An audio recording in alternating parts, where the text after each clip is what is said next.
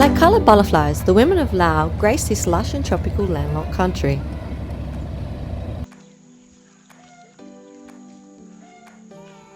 These women carry out their domestic duties as their female lineage have all done before them while wearing decorated handmade garments.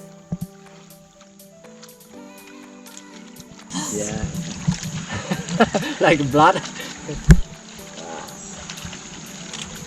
It does. Look at me. Nice. Like a blood or the liver. What's the name of this river? Namla. Lumna. Namla, like a Namla river. Yep. They have a lot of small fish here. Oh, right. Yeah. Is this where they catch their fish? Yeah, they can catch the fish. Is this the catfish in here? Yes. Yep. But not the big one. No. In the big one, they take they throw up in the pond. Yep. Not in the river.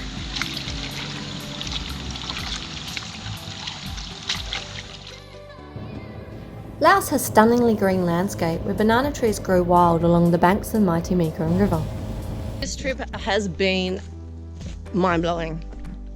I didn't know Laos was going to be this beautiful, this adventurous, this unique. You know, in the future, I think it might be cool, might be fun, organize groups and take them on tours and ventures that things that they've never done before. And Laos has a lot of that. A lot of adventure. The people were just sweet, like confident, sweet. It's good. We brought a lot of textiles. So I was pretty proud of myself this morning. I had a big night out, drank basically up to 2 a.m. this morning. Got up at 6:30, went and had some toast, coffee, and then started walking up here at 7:20. And I've just broken through the clouds and the sign said 5 minutes. 5 minutes ago, we are on the top of the clouds. It's pretty cool. I've done this before. Hey, what's happening? Shadowing above are continuous contours of mountains, where solid white clouds will gather early in the mornings until the mid-morning sun will shine hot from the bright blue sky. We are on top of the clouds in Laos. Check it out.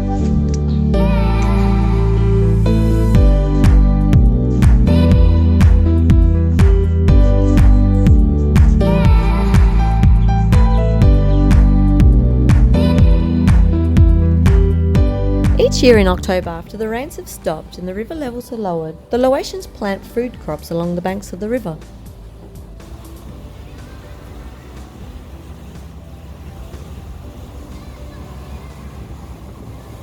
The earth beneath their feet has been both provider for the fruits of life, but also of rotten death.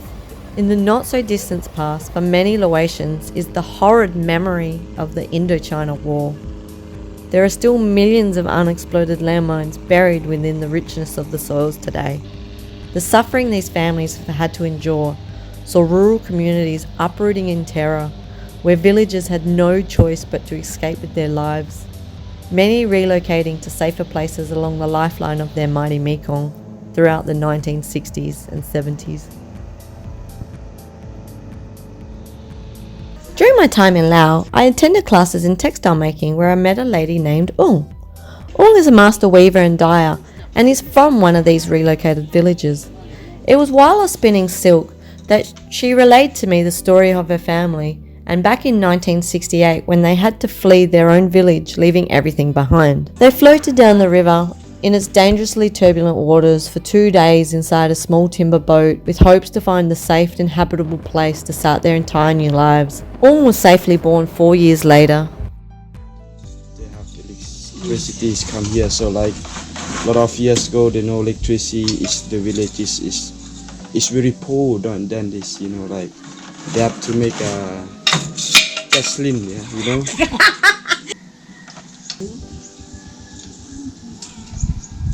This is a nice shuttle.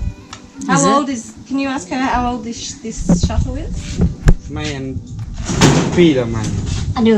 ไม่จับในไม่อันมันสุดท้าย Lại rồi. Sao hết mà khải gì? ไม่ตัวนี้วะ Ông mượn thì mặc. and this is the also bought from โรงพยาบาล Sao hết mà khải hết à? Ông mượn muộn hết à? This is she probably undoes this stuff. I'll leave it. She probably won't undo that. yeah It's not this perfect. is I think Nè. I'll leave it there. Oh, what did you do? That was her. Oh. What's her name? เจ้าซื้อยัง Hà. Ta. you must ask by yourself เจ้าซื้อยัง Zhao Shu. ซื้อยัง Zhao Xinyang. Hà. Ta. Hà. and คอยซื้อ Koishi. อีมี Emmy. เอมี่ Nell. เนล Traditionally, Lao women merit their roles as homemakers, like Ong, who was fortunate enough to come from a family where mothers and grandmothers have passed down the knowledge of weaving and other crafts. Now today, these modern women pride themselves on the ability to provide an income for their families.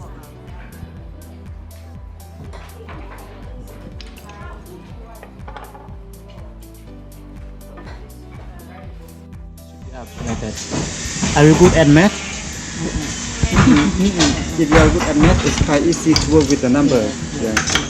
Cut. You see the pattern is here. The color is here already. Yeah. Red, brown, white. Brown. Yeah. After you finish for the dye, and then it's quite easy to weave. If you don't make mistake from the dye. If you make mistake from the dye, the color cannot match. Yes. Yeah. Let's see for this afternoon.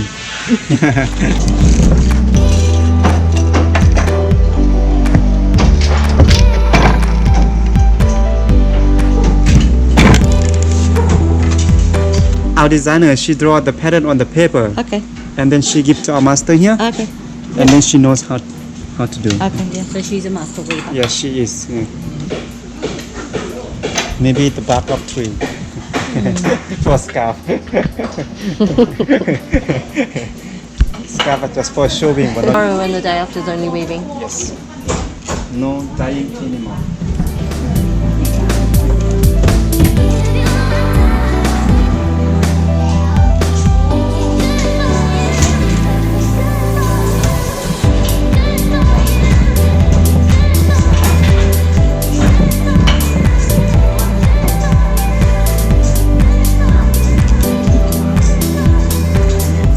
Ong started working 18 years ago at the Living Craft Centre by Ock Pop Tok in the old historical capital of Lao Prabang, just a few hours from her village. The centre has since become a social enterprise that has created economic opportunities for the women of Lao. Lao Textiles and Craft in small way has helped the economy recover over the recent decades, and slowly the nation shows to be healing from its crippling history. As Laos shines out displaying their colourful handicrafts to the world, they're inspiring many travelling arts and craft lovers.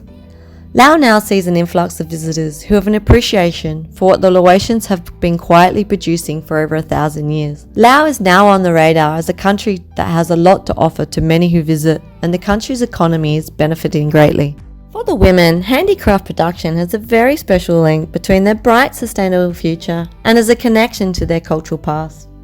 Ock Pop Tok Craft Centre has been facilitating and empowering communities all over Laos for 20 years, bringing opportunities for communities to continue producing heritage textiles, which in turn is keeping the village life abundant, as young people can stay and be a part of their communities without having to leave their families to make an income. Laotians all share a deep connection to the land. Spiritually, they are grounded in their ancient beliefs that they have their ancestors living amongst them, guiding them from another unseen dimension. A dimension where their ancestors dwell in harmony with river, mountain and forest spirits, along with the many other spirits that play a part in the many stories that will continue to be told throughout their lifetimes. These stories are embroidered and woven into textiles. The designs depict Lao culture, beliefs, traditions and social roles of the wearer.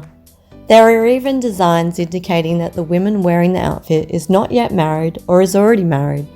Each minority have their own patterns, colours, motifs and designs that are unique to that particular region and group. Now living peacefully inside nature are these grateful and welcoming people. Laos is certainly a delight to visit, and I look forward to the day I return to learn and create with these wonderful, heartwarming, creative women again.